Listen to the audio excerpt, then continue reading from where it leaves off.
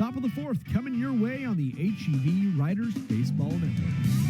Jose Gonzalez in his fourth inning of work, trailing 3-0 against the Midland Rockhounds. Game 6 of a 6-game series. Frisco looking for a series sweep, while Midland looking to salvage the series a little bit and break out of a losing skid. They have lost 5 games in a row. The Kuroda Grauer, Kahn, and Valenzuela, the 3 due up in the frame for Midland, as the Rockhounds look to get the offense going. They had 13 runs over their last 5 games, and they played it a few runs today, a trio of them. 2 in the first and then 1 in the third. First pitch to Kuroda Grauer is high, and it's 1 ball and no strikes to him. Kuroda Grauer has shown maturity from a very young age. At Rutgers University, he was one of the younger guys in the starting lineup. Yet he was described by his teammates as being very mature and being ahead of his age. It was the starting shortstop, Danny DiGiorgio, who was the leader of that team in 2022 for Rutgers. And he mentioned how he had a high IQ level, how he carried himself and gave off the vibes of someone his age. And that was despite the fact Danny was 3 years older. 2-1 to JKG. And that's ball 3. Again, it takes a lot of maturity to work through minor league baseball as well, too. You're going to have guys of a variety of different ages. And when you're moving up levels quickly from high A to double A like Josh Kuroda Grauer, it can sometimes be difficult to adapt, but his maturity that he showed at Rutgers, I'd imagine that certainly would help him at the double A level. 3 balls and 2 strikes. And Gonzalez deals. And we'll do it again at 3 balls and 2 strikes. Well, any level of maturity can help with just time management. And so much of this is about managing your time and managing your body, playing every single day. It's so different than college baseball at the professional level. Do it again with the payoff pitch.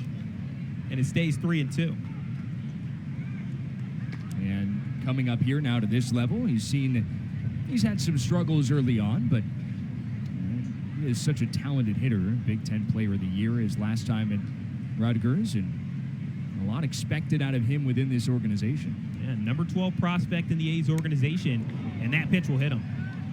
Fastball right on the wrist, and Kuroda Grauer will take first.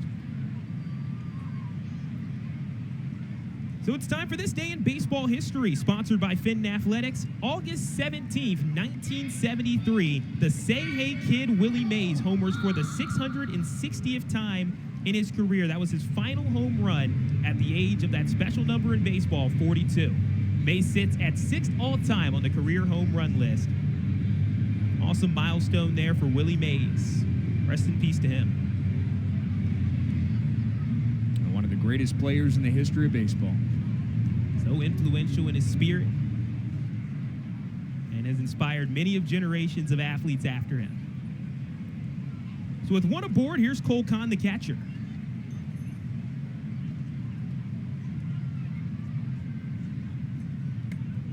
Not great at remembering people's names, though. It's not for everybody.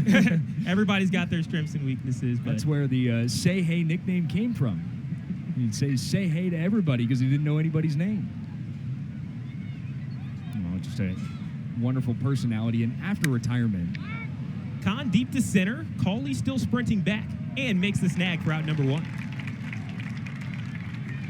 He was such a big part of that Giants organization after retirement, especially when they started winning in the early 2010s. He was around that team a lot and was very influential on a lot of the young players. And one of the really cool things is they would have Giants players who were in the minor leagues come and work out in the camp and at the actual ballpark, and they'd have Willie Mays go and talk to those players. And just to hear the stories he told and everything that has changed so much from when he played to everything now.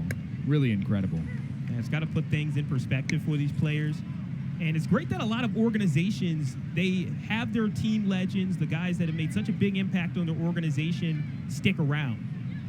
In case of the Athletics, And with Midland, who's an A's affiliate, you have Mark McGuire, who was here. It's like a baseball got sent to the field there. There's a couple of kids playing out in right center. And I think a ball went awry. Mark McGuire in town. Very cool to see him around the clubhouse and around the field. And, of course, we see that with the Rangers organization as well, with a lot of legends stopping by.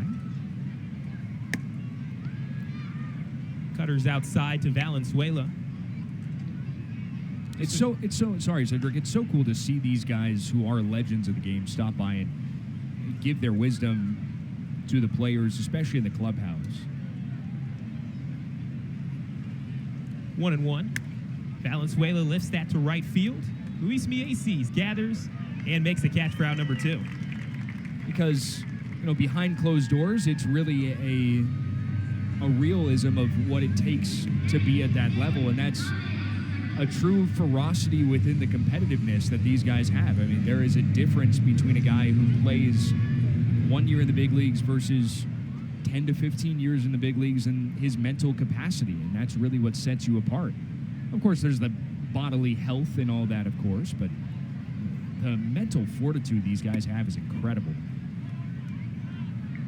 Certainly is. It's a hard game to play, but one thing that unites a lot of these players is just the love of the game that keeps them going each and every single day.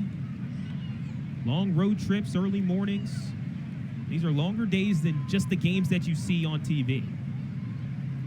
Count is 0-1 to Takayoshi. Lifts it into the outfield. This one's into right center. Cauley takes a couple steps to his left, makes the catch, and that's out number 3. Right into the home half of the 4th inning. 3-0 lead for Midland on the HEB Riders Baseball Network. We've reached the home half of the 4th on the HEB Riders Baseball Network.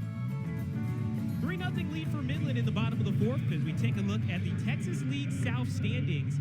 Amarillo sits at 27-17. They actually just won, so now they're up to 28-17 after defeating Corpus Christi. Frisco, they sit 6 games back, but if they were to win today, they'd have to actually stick at 6 games back, as right now they're kind of 6.5. First pitch, Cam Cauley chops it to Luke Mann. Long throw, and it is in time. What a nice play there by Luke Mann on the hot corner. And that's a quick 1 up, 1 down. But going into the standings a little bit more, for Frisco, you got to think about it like series. As you take another look at this one real quick. From foul territory, that's an incredible play. You knew he had to get rid of it quickly. Cam Cauley runs well. That allows Junior Tor to continue facing the minimum. It's been an unorthodox way of facing the minimum, as there's been a single in there, a fielder's choice, but pickoff attempt has allowed Junior Tor to stay in this game without having to see an extra batter. He's faced the minimum. Here's Aaron Zavala, who swings through the first pitch, and the count is 0-1. But going back to that standings point, if you're Frisco, you have to stack series wins, and you have to win by a bigger margin in the series than what Amarillo is doing. Swing and a miss for strike 2. The Sod Poodles, they won their series 4-2 over the Corpus Christi Hooks. So in the case of Frisco, if you want to try to get back, you have to win by a bigger margin than that. That's already been secured, but with how little series are left, only 4 after this one, you want to try to go up 2. And if they can 6-0 this series, that would be huge. They started off the week 8 games back, and if they were to win today, they'd be up to 6 games back. That's a good pace.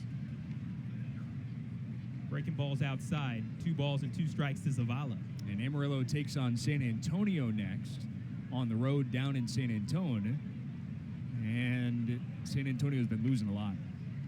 Yeah, losers of 10 in a row before today. Don't know what the result is. I'd have to check real quick, but they were no-hitting the Tulsa Drillers through 6 innings, I believe. So it seemed like they were off to a great start last time I checked. And they won 8-1 today. So they broke out of a losing streak. And there's a walk for the all-time walk leader in Frisco RoughRiders history, Aaron Zavala, to put 1 aboard with 1 away in the bottom of the 4th inning. This brings on the #1 prospect in the Rangers organization, Sebastian Walcott, to take on Junior Tor.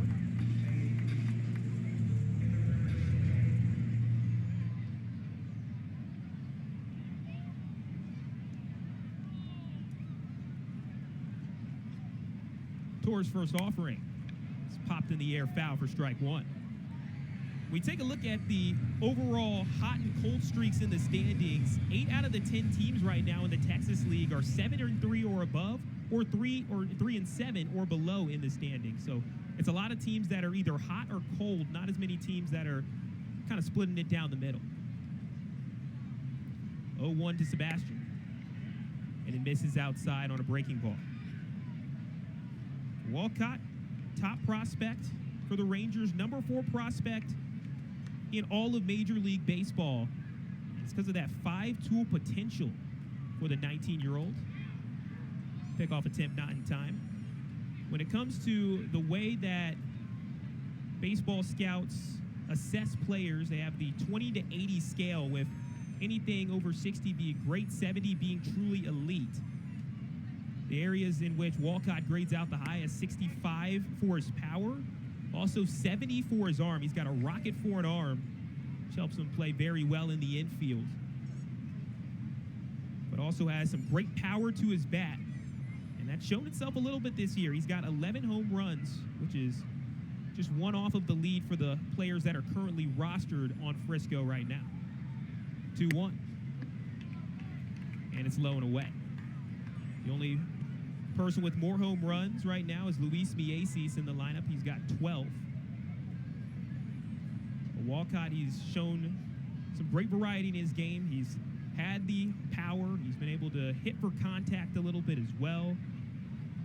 Despite being on a slump, he's done well to get walks, just like in the case right here, as well as steal bases. He's been dangerous on the base paths with over 20 steals this season. It's been a little dry in the stolen base department lately, but good to see him get on base. You know, he's still on pace to steal over 30 bases this year, and we've said it before, we'll say it again. If he steals 30 bases, he will be just the second teenager in Double-A with double-digit home runs and 30 steals since 2005, joining Jackson Churio. A player hasn't done it in the Texas League since 1987. So it's been a long, long time. And Walcott putting himself in rare company if he's able to steal 6 more bases the rest of the season. That's the air that Walcott is in right now in Double-A. As Javi Guerra had a quick meeting with his pitcher, Tur, former big leaguer. Tur is a recent call-up, or let's say 2 months ago, call-up from the high A level, called up on June 5th. Trying to get through 4 innings here, as his last start were before the 1 2/3 inning start against Frisco on Tuesday. He didn't have a start below 4 innings since June 26th. He's been pretty consistent before Frisco really got to him on Tuesday. Chavez up at the plate. Got 2 runners on. He represents the tying run right now in this 3-0 ball game led by Midland.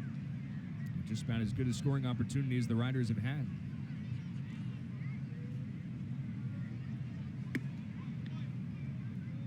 Fastball misses. 1 ball and 1 strike. Yesterday, Chavez delivered in a situation similar to this one. Had Cauley at second base and had a single to center field. Ball got past the center fielder Buelvas yesterday. Cauley was able to score. 1 ball and 2 strikes. He's really had a great run of things. Former 22nd round pick of the Texas Rangers in 2018. On a 9-game hitting streak. But in that hitting streak, 5 of those games have been multi-hit games. So not just single here or 1 hit here, 1 hit there. It's been very consistent. 1-2. This one's a fly ball in the air to center. Dan Kill tracking it down, and he makes the catch for out number 2.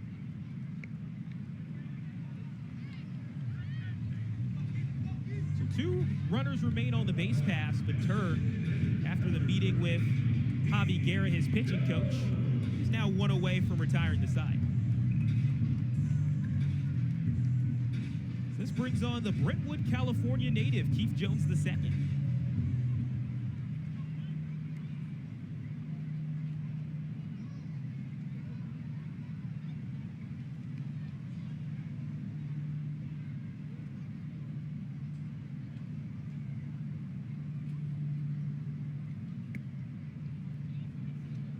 seen the walks become a little bit of an issue for Tur in this inning, as Zavale and Walcott both got on walks. It was the walks that absolutely killed Midland in Game 1 when Tur made his first start of this series.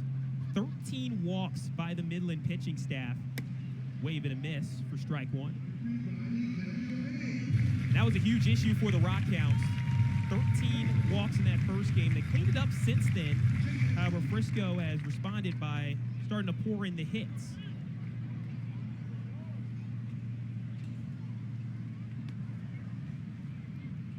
Tur winds up and fires on the 1-1.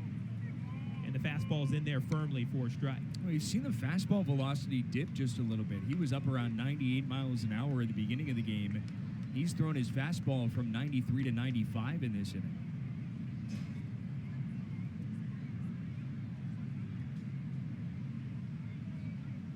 1-2 pitch. Jones pops it foul. Yeah, for guys that move from that closer to that starter role, sometimes you can see as the innings go on, just depending on either arm fatigue or depending on sustainability, you might see a couple mile per hour tick down from their max velo of the fastball. He's been starting all season, though. Probably should have an ability to carry that velo going forward. His second start, though, in a short period. And Jones is down on strikes to retire the side. So Frisco leaves 2 runners on, and they trail 3-0. Top of the 5th next on the HEB Riders Baseball Network.